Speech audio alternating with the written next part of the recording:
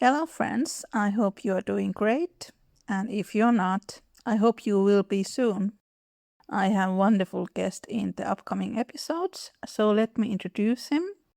Bobby Calloway is a writer, actor, and a screenwriter, and he's a super fan of Little Woman 1994. Bobby runs a YouTube channel called Better with Bob, where he does film critiques, and I have been following him for years. Some of my favorites are his videos where he defends Disney princesses. I'm not ashamed to say that. Anyway, I started to notice that he talked about Little Woman 1994 in many of his videos, along with his love for Winona Ryder's show. So that is how Bobby and I started chatting, bonding over our love for Little Woman 1994, and I invited him on the podcast. I am very excited and I hope you enjoy our chat. As always, you can find me on my free newsletter at littlewomanpodcast.substack.com and get notified when new episodes appear. Let's start right away. This is Little Woman Podcast. Necessity is the mother of invention. 1994 Little Woman with Bobby Calloway. Enjoy!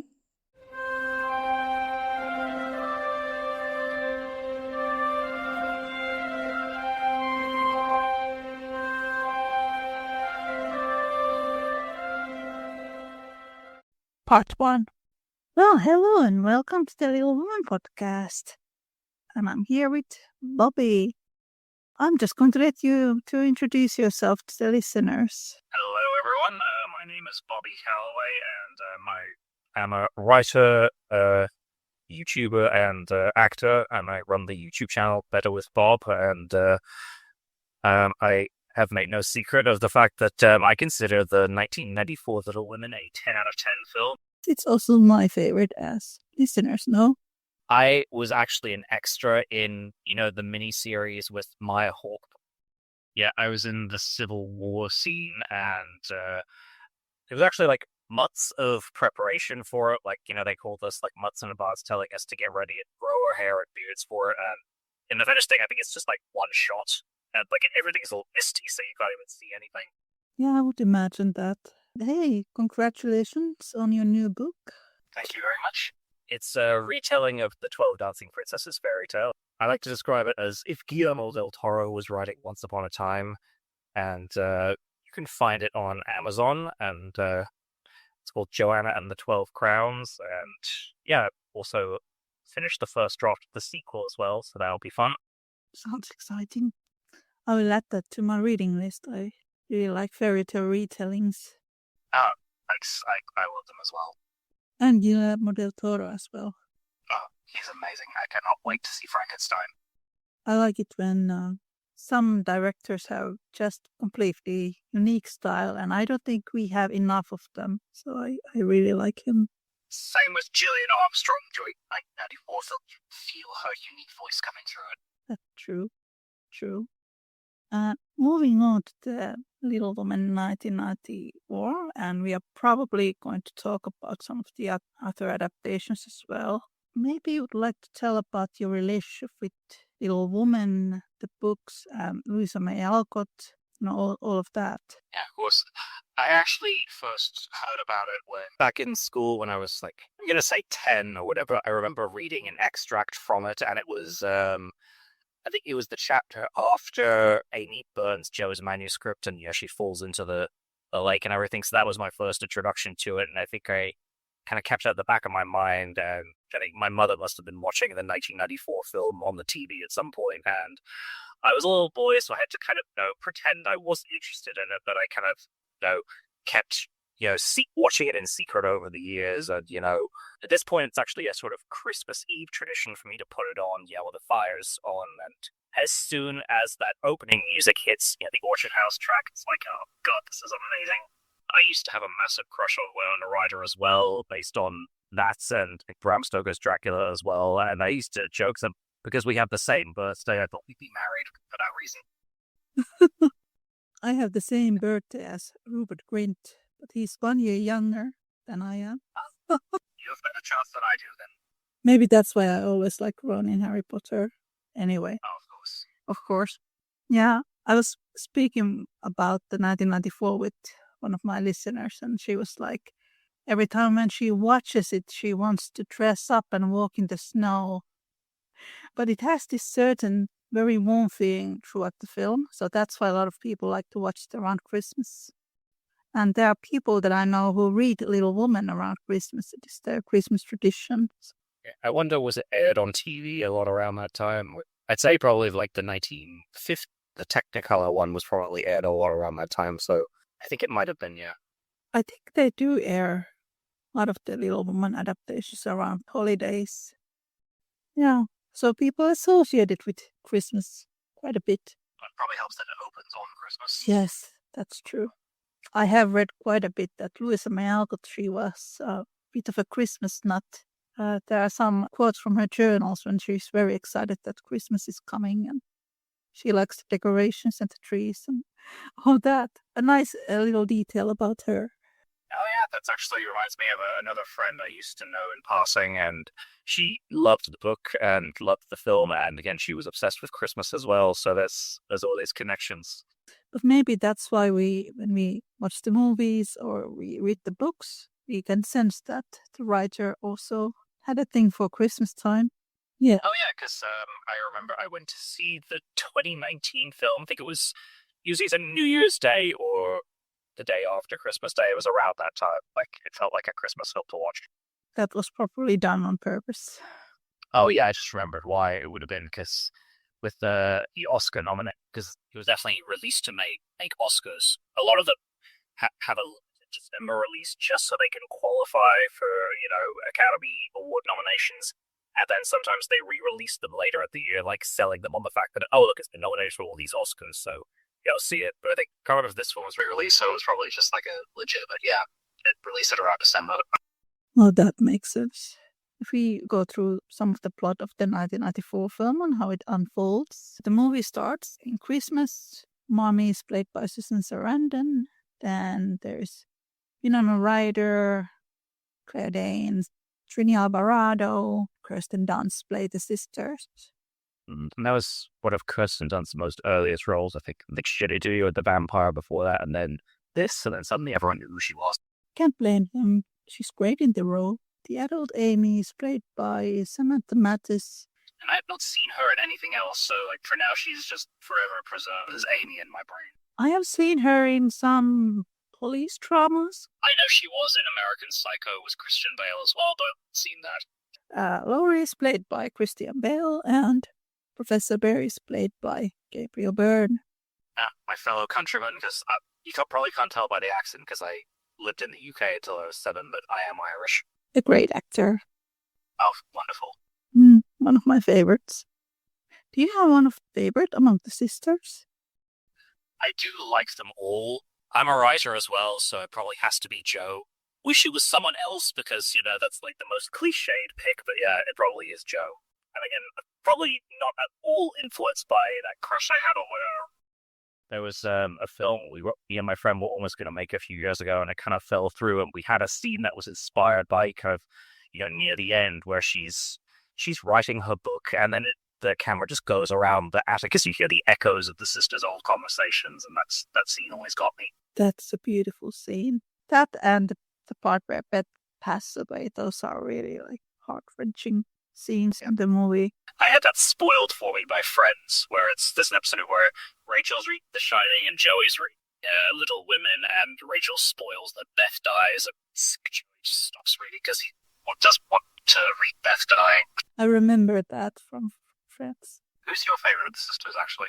It kind of depends, really. I think when I was in my 20s and I was like starting my artist career, went to school and all that, I think back then it was Jo and Amy.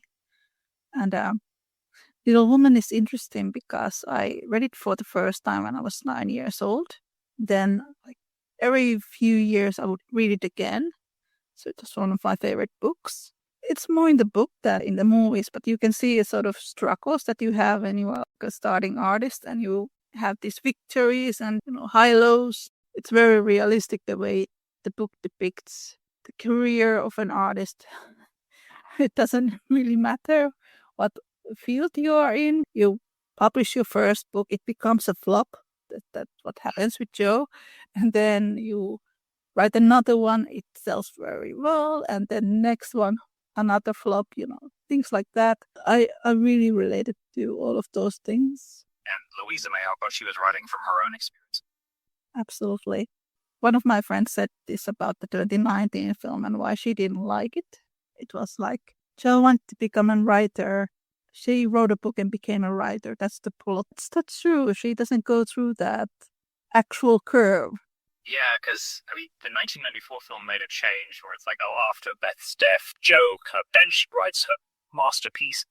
It's a big success, but that isn't in the book, isn't it? She just, like, kind of writes to comfort herself that the masterpiece comes later, isn't it? Yes. And so the 2019 film just did that, and I could rant for days about that. I mean, I do like some aspects to it, but, the 1994 film is so perfect that it's just, you can't help but compare them. Have you seen other adaptations? Also the ones from the 1933 and 1949? I've seen, like, clips of them, but not the whole thing, so I can kind of get the vibe, and, like, Katharine Hepburn she pretty much was Joe, wasn't she, in real life? Yeah. Well, I like both of them. They have little different vibe to the other ones, but they're quite truthful for the novel. The 1949 does some interesting choices with Joe and Laurie. How so? In the end of the film, when we get the last shot of Joe and Laurie and Amy together, that's before the professor comes in and talks to Joe. Well, it ends with Laurie looking at Joe. It's a little strange, and Amy standing next to him. Yeah, I can see why people would ship Joe and Laurie because watching that film. What in the 2019 film, I actually thought Timothy Chalamet had better chemistry with and Saoirse Ronan than he did with Florence Pugh. I thought it was so great.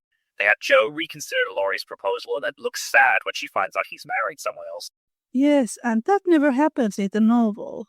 But I have a feeling that, well, just based on what I have read Gerwig's interviews, she just really wanted Timothy Chalamet and Saoirse Ronan together and just dislikes all the other possibilities. It's really weird when the filmmakers don't do any research about the topic they are making a film about. You've unlocked the first rat now.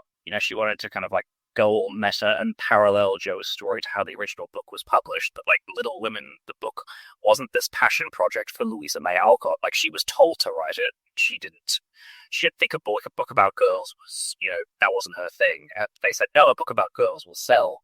So it's and the 2019 film shows that it's no one thinks anyone will read a book about girls until she writes it. I agree. I tried to remember the quote from Louisa. She said that she doesn't really know how to write books about girls because she doesn't really like girls. She only likes boys and her sisters. Yeah, I think so. So she based the characters on her own. It's just she didn't know how to write about girls.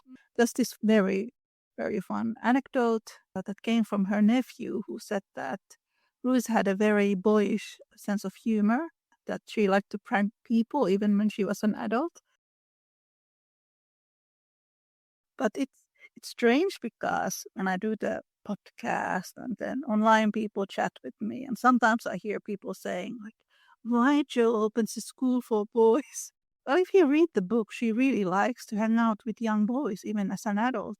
She gets boys better than she does girls, so that's why she opens a school for boys. So it really shouldn't be a surprise for people, but, not everyone reads the book. I might just remember you mentioned Louisa May Alcott having that kind of sense of humor. Isn't there one of the sequels where at one point she says that she'd love to just have an earthquake swallow Plumfield whole? That's the last book. It was written during the time when Louisa was sick herself. And she was quite tired with people, recognizing her as the writer of Little Woman and not her other books. So she was having a bit of an identity crisis, I think. And then she wrote the same thing happening to Joe, didn't she? Yes. It's been a while since I read the last one. I remember hearing a lot about it, so I have these little memory snippets somewhere.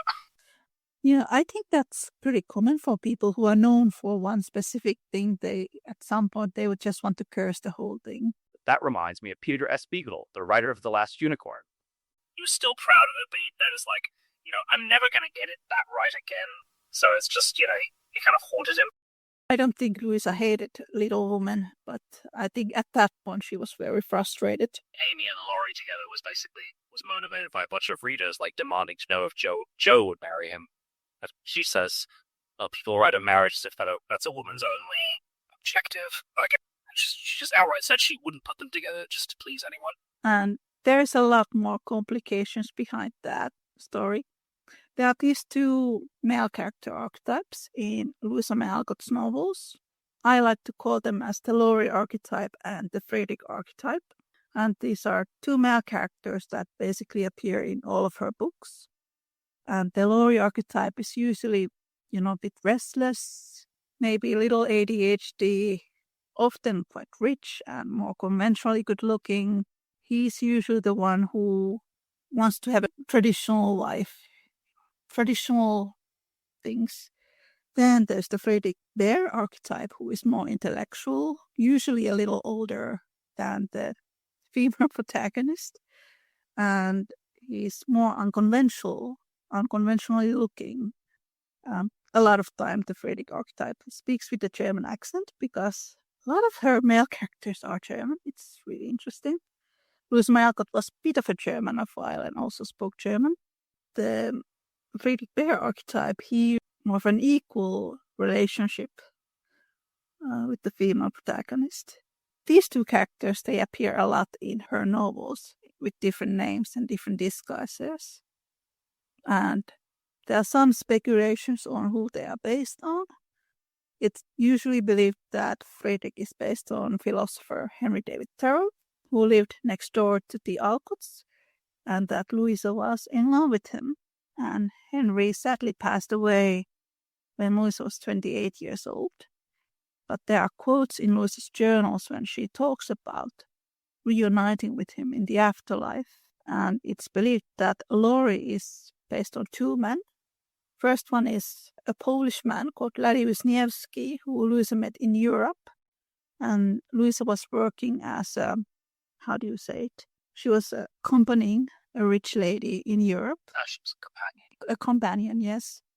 And Louisa was she was a little younger than I am now. She was in her early 30s. They were in Switzerland. She lived with this lady in a hotel.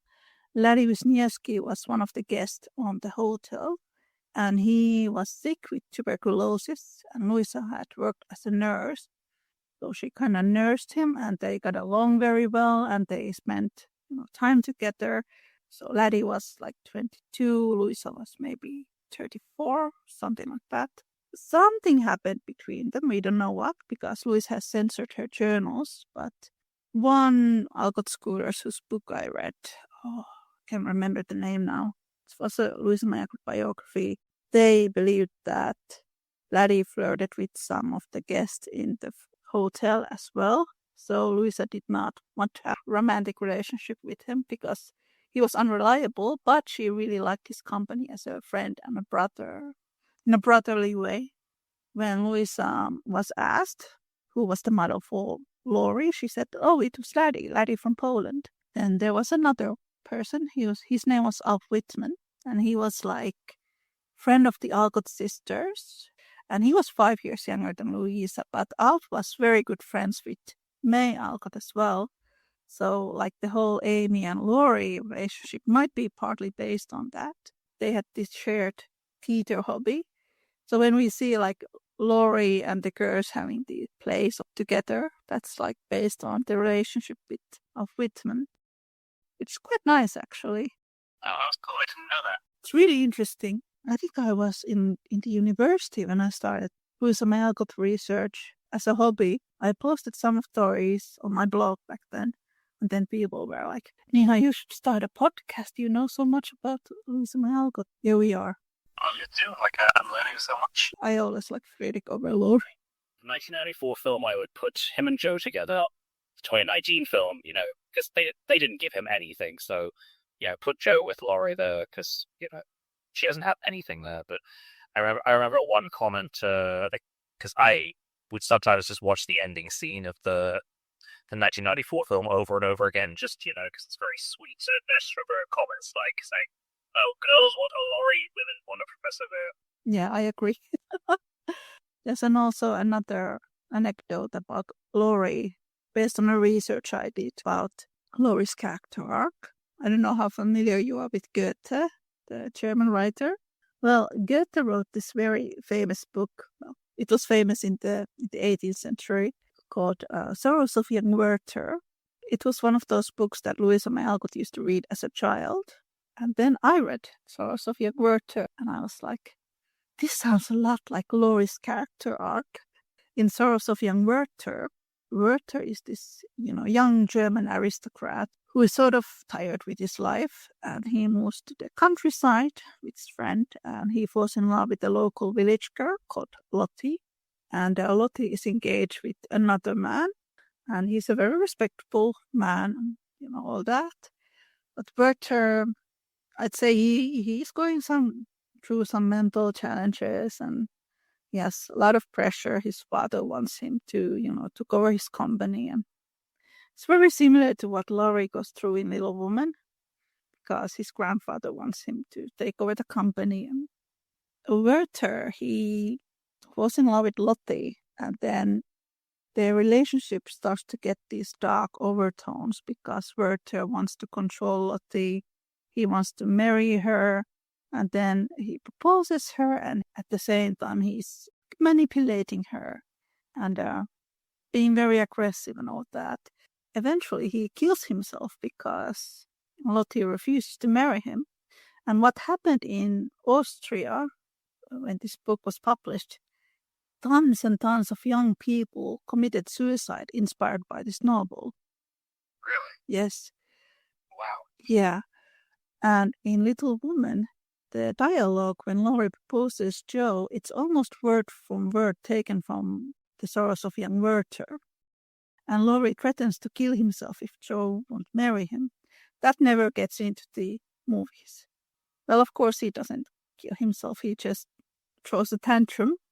It's a lot, because if a book in the 18th century had this effect on young readers, they identify with Werther so much that they take their own lives. When Little Woman was published and young girls were reading it, oh, Laurie is having such a heartache. I can never forgive Joe about this. And then when the 2019 film came, I heard the same thing people saying. We are never going to forgive Joe for rejecting Laurie. Laurie's so pretty and nice and all that. Are we really evolving as a human race? Sometimes I wonder that. The more things change, the more they stay the same. It's quite interesting, like psychologically, think about. The fans who wrote Louisa all these letters, demanding to know would she put Joe and Laurie together. That's basically like modern shipping wars, isn't it? Yes. But if we think about this relationship with Laddie Wisniewski and Wolf Whitman, well, they were all just friends. You can marry your friend or your brother. I do find it interesting, the relationship with Louisa and Henry David Thoreau, because there are a lot of things in the novel that straight come from Henry David Thoreau. For example, Friedrich is known for that he speaks with Shakespearean English sometimes when he's being particularly romantic. Apparently that was something that Henry David Thoreau used to do, which I think was quite sweet. Little things like that. And then there's a scene in the novel when Joe falls in love with him. I have found the same scene, like similar things from Lucy's journals. She wrote about Henry David Thoreau. It already goes back to real things that happened in life. Of course, this gets left out of, say, the 2019 film, which is oh, she was forced to marry Joe off, so, we're gonna not to that. Yeah, she kind of leaves out all this context as well. Yes. I'm not a huge fan of Greta Gerwig, I must say. I think she has this habit that she just completely ignores all the source material, and then she frames herself to be some kind of great inventor. Like there was this meme which was about 2019 Little Woman promotion. This is the first movie made by a woman for a woman. And then there were all these comments. 1994 Little Woman was written by a woman and directed by a woman, and then another one. So was 2017 series. And the 1933 movie had a female writers, and also the 1949. I don't know about this promotion. It was a weird thing that happened in the 2010s where they suddenly decided that there had never been any female writers or directors before then. Where it's like, I mean, like, there obviously weren't that many female directors until recently, but female writers. J. Preston Allen became the first woman to write a Hitchcock film by herself in the 60s for Marnie. There were always female writers around, so this weird revisionist history we're suddenly in. The 1994 is much more loyal to the source material. It did the same things that she wanted to do, but kind of better in the sense that it sort of paralleled with real life. Yeah. Winona Ryder was an excellent show, especially the 90s. I think she had a bit of an odd girl reputation. Oh, yeah, because I have a story about her where it's, have you seen her film Heathers? She was denied an audition for that because they said she wasn't pretty enough. So she just, like, she went to a local Macy's to get a makeover and then went back and, but kind of given the audition then. And so people claim she was too pretty to play Jo or whatever. It's like, no, she was told that she wasn't pretty enough to be a film star. I'm just shaking my head here. I think she's gorgeous. Yeah, she is. She is beautiful. And beautiful. It's definitely a lot more about the attitude as well. Like, she just is Jo, isn't she? Yes. She's perfect, Jo. Probably my favorite together with Katharine Hepburn. Yeah, I think even Gillian Armstrong was a bit unsure about casting her, but then she met her and she was like, oh, she definitely is Jo. Yeah, I really like her as Jo. And I think she has this spunk of Jo, but also there's the sensibility that Jo has. The sensibility that she's trying to hide from the world. I think Winona Ryder captures that very well. Yeah, I also did like June Allison as Jo a lot. That's the clips of her. And I actually saw one of her films, recently enough. It's an adaptation of The Three Musketeers, and so the scene where it's like what Gene Kelly is basically just like declaring that he loves her, he just met her, and she's just like, oh, that's cute. You can at least, tie up my apron while you're speaking. Angela Lansbury played the Queen, didn't she? Yeah. It's been a while since I saw it. Yeah. Claire Danes I think she was a good bet. Yeah, she had an interesting idea where it was, I think a lot of people would assume to play Beth as frail because she dies, but she just kind of realized that Beth was more of an old soul, so that's what she put into the role. Yeah, I just rewatched the film like 2 days ago. And I was thinking about the way they incorporate Beth's role in the film. Like, I think she's the first one who says that, we give the Hummels a bread. And then when anyone is feeling sad or down, Beth is the first one who goes to comfort them. And Beth is interesting because I think she has there are people who really like her as a character, and there are people who really dislike her. And I think some of the worst comments I've heard are that Beth dies because she's not as a strong feminist as Jo, or it's horrible. And I'm like, no, she dies because Lizzie Alcott was the model, and she passed away when she was 22. But Lizzie Alcott, she was basically their mother, Abba Alcott. She was one of the first social workers in America, and Lizzie was the one who went to the tours with her to see the poor families. So she did have aspirations to become, I don't know, a nurse or something similar to that. So I really hate it when I hear bad takes about Beth, that she's this, bad character who doesn't have any inspirations or doesn't want to be something that, her sisters want to be. But I think even in the 19th century, people did suffer from social anxiety and things like that. So why is that? Why is it that people can't see those things? I don't know. Yeah.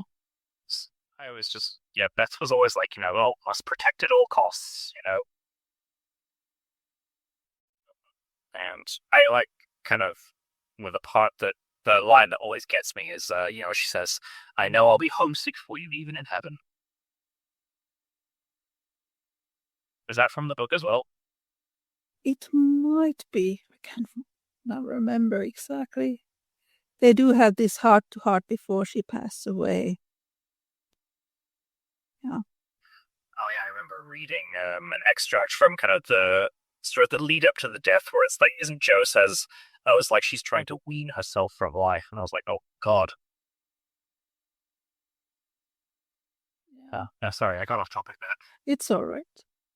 We always go on tangents in this podcast. Yeah. Yeah, I was thinking when I watched it last time, because I think Claire Danes was she 17 or something when she played Beth. 18. Yeah. She was on My So-Called Life at the time. Yeah. And in the beginning of the book, Beth is be 14. So, but I think when you watch a movie, you don't really care about the ages that much. Yeah. But I was thinking when they are doing the play in the first scene, she was holding a doll in her hands. I was thinking, that's interesting. But then again, they do describe Beth as this more of a childlike character, at least in the beginning, in the book. Then, of course, she matures as well later on. But just, I don't think I had paid attention to that before. Yeah. Then Trini Alvarado, she played Meg. She's actually one of my favorite Megs. I also really like Janet Leigh in, I think it's the 1949 film. There's a really fun scene, the 1949 film between Meg and Joe that I really like. There's this moment when they're all together in the living room, and Joe is like, "I don't want to be like traditional woman and stay at home and knit." And Meg is like, she's sewing something, and she's like, "Oh, knitting is so below you." It's really funny. I love Janet Leigh. My first thing I saw it was Psycho when I was like 12. No. So actually went in being spoiled, so the shower scene was like, what just happened? Although it's funny, I've seen more of her roles when she was older, so it's like I still haven't actually gone back and watched her roles when she was a movie star. Yeah. And Trini Alvarado, she had a tough career where it's because she's Puerto Rican, she couldn't play a lot of the regular roles that other actresses played, but she also wasn't, stereotypically Latina enough to play those roles. So she kind of, but I think there was someone else they wanted to Meg, but I think it was Gillian Armstrong went, no, she's perfect. Yes, I really like her as Meg. I also remember reading that she was very happy when she got the part because she didn't thought that she could get it because she was Puerto Rican.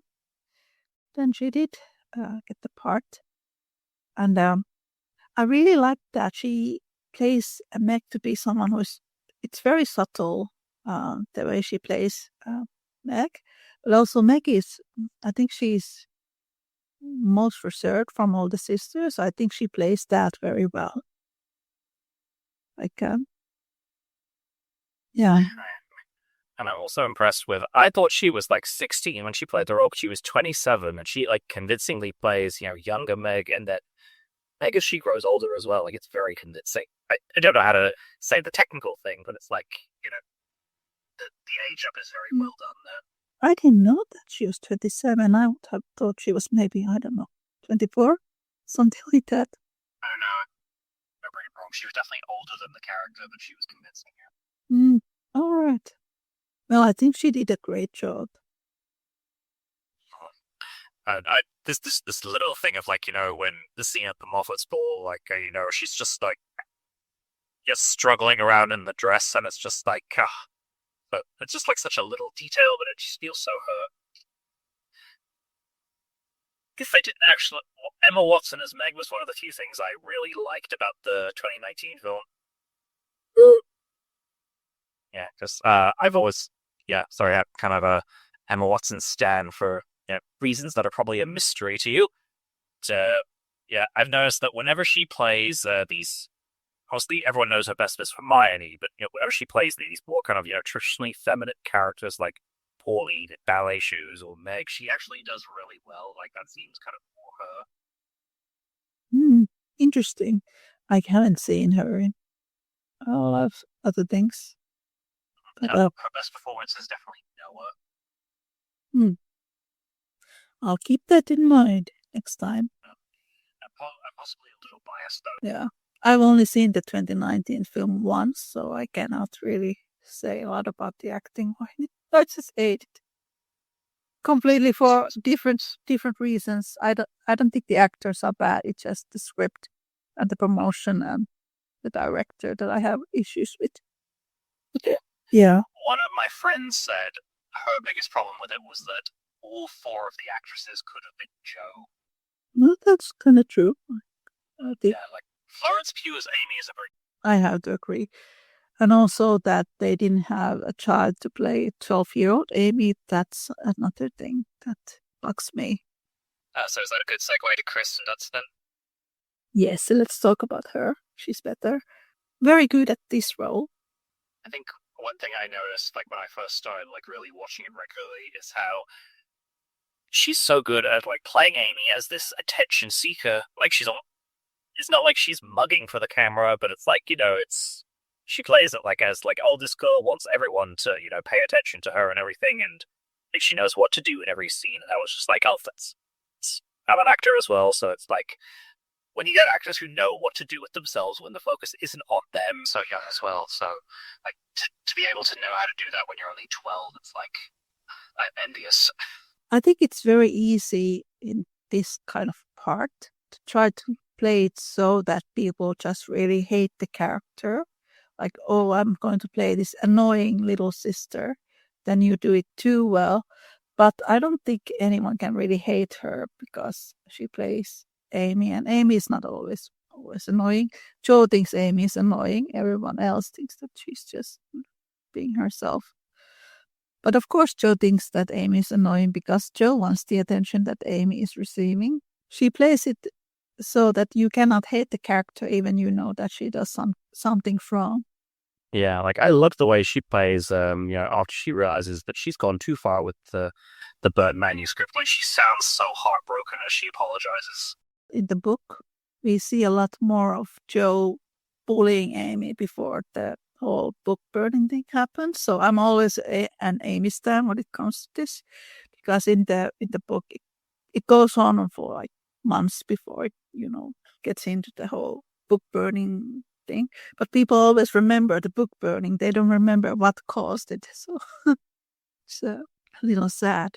But Jo wasn't always the greatest person when it came to other people.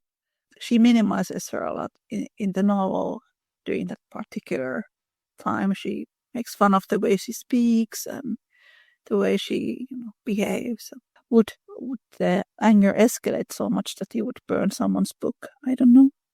Doesn't Amy have to be told that since Jo doesn't have any copies, that the book basically doesn't exist anymore? I think so. Yeah, so she probably didn't realize how bad it was until she done it. Yeah. It's like a mean girl moment in the book. I think Jo literally says that, oh, you can come to the teacher, but you cannot sit with us. It's quite funny. But I can see why she would want to hurt her that way. But Jo really almost like manifested all that herself when she treated her like that. And the adaptations changed the skating at the pond, whereas like in the book, Jo knows that Amy is skating on thin ice and she just doesn't do anything. Yeah, for a while she doesn't do anything. So then in the film they change it to that she doesn't know, yeah. I read a quote from Louisa. She wrote that, like, I never found out if May Alcott actually burned Louisa's manuscripts. There doesn't seem to be any information about that. Maybe eventually, we don't know what happened. They probably burnt it all. Maybe something happened between them, I'm sure. But Louisa wrote once that she and May, because they both had this constant crave for attention from their parents, that's why they were fighting all the time when they were kids. But when they became adults, they actually were pretty close. May named her daughter after Louisa, and then they also traveled together in Europe. They lived in Italy for a moment together. There definitely was a very close relationship with them, actually, when they became adults. One of my favorite parts in the novel is Joyce in her early 20s, Amy is 16. This happens like beginning of the part 2. They describe their fights that when they start bickering, they usually end up laughing together. They don't fight anymore. They just laugh and they realize, oh, this bickering just stupid. It's just better to be friends, which I think is a great character growth for both of them. Yeah, and it's so typical. It's so true to sisters as well. Very true. I'm a wrestling fan as well, or I used to be, and I was a big fan of the Bella twins, and they talk about how one of the other girls in the WWE at the time, Maurice was her name, like she lived on their couch for a while, and they got on like really well with her because she had 2 siblings who were twins, so she understood like, they'll start like bickering and then this will be done in 5 minutes and then everyone starts laughing again. Is it our culture that we just assume that Amy and Joe are some kind of enemies? A lot of people also just think that, oh, it's because of Laurie. I don't think so. They don't seem like the type who would fight over a boy. No, and Laurie in the books is very different than Laurie in the adaptations. How so? I told you about the Sorrows of Young Werther. Laurie is very, very moody. Oh yeah, threats to kill himself when she won't. Yeah. Right, okay, yeah. He's a very complicated character. First, when he moves to Concord, he moves to live with his grandfather. And we know that Laurie is an orphan. And in Europe, he has lived in these institutions. It was like a boarding schools, yes. Boarding schools in France and in Italy. So when he moves to Concord, his grandfather is essentially someone who he doesn't know because his grandfather didn't get along with his father because his father married an Italian woman, and it's the 19th century. Italians were discriminated in America and racism and all that. So he feels very unwanted when he moves to Concord. And then when he becomes friends with the sisters, Joe and also Mom, he sort of become these pseudo-mother figures for him. One of my guests who was in the podcast, we talked about Laurie's proposal to Joe. It's more of the case of him not wanting to grow up, of him not wanting to become an adult, and wanting to stay in this stage where he can just be this rich young man and live his life and not worry about the future. He's not interested at that point, like his music or becoming a musician or running his grandfather's company. But when he proposes to Joe in the book, he basically says that we can live with my grandfather's money. You don't need to be a writer. We can just go on, like just continue our lives, and we don't need to worry about the future. We can just, play house, essentially. Just nothing but red flags, really, the whole proposal in the novel. Did you watch Sabrina the Teenage Witch when it was on? Yes, I did. The episode, she goes back to the 60s, and Harley's a hippie, and he basically says about how their plan is to, like, travel in his van following the music, and she says, that's not a plan, that's a bad thing. So, yeah, that just made me think of that. Yes. And by the time he's, gets with Amy, he's kind of gotten there on a system and matured. I think that's, like, my only criticism of the 1994 film, because otherwise it's my favorite. When Laurie proposes, you kind of get this feeling that he is already matured because he says that, he's going to run his grandfather's company from London and, all that. That doesn't happen in the book. It is only after Joe has rejected him and he's, goes this period of being this, moody, self-floating person. And then he meets Amy in Europe, and it's actually Amy who tells him to shape up and get his act together. And that's when he gets inspired to be the best version of himself. I don't think I have seen a lot of Little Women adaptations where this happens. I think my favorite Laurie is the 1978 Laurie. It's free on YouTube if you ever want to watch it. The whole series on YouTube. Richard Chilliland played Laurie. I think that might be the only one because there's this moment he's drunk. He goes to Amy's room and he's like, hey, no. And then Amy gives him a speech that he should be the man that he once was. And then you can see that he sobers up when he listens to her. A lot of the movies, they don't really show those red flags of him that much, which I think is confusing to people. That's why we have this argument, should Johan stay with Laurie or be with the professor? Yeah, I mean, it'd be interesting to like see if they ever did a Little Women retelling from his perspective, but I don't think they'd do that.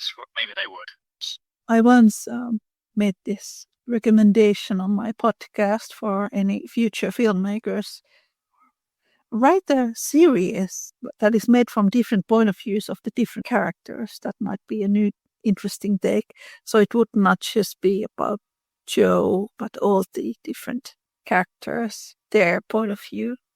Yeah, that usually tends to be sort of, when it's a story about men, it's like, okay, they tell it from the perspective of a woman. Like, Mary Riley is Jeff Hyde from the perspective of one of the maids. Now we have Susan Sarandon. Oh, yes, Susan Sarandon's mommy. I think she's a perfect mommy.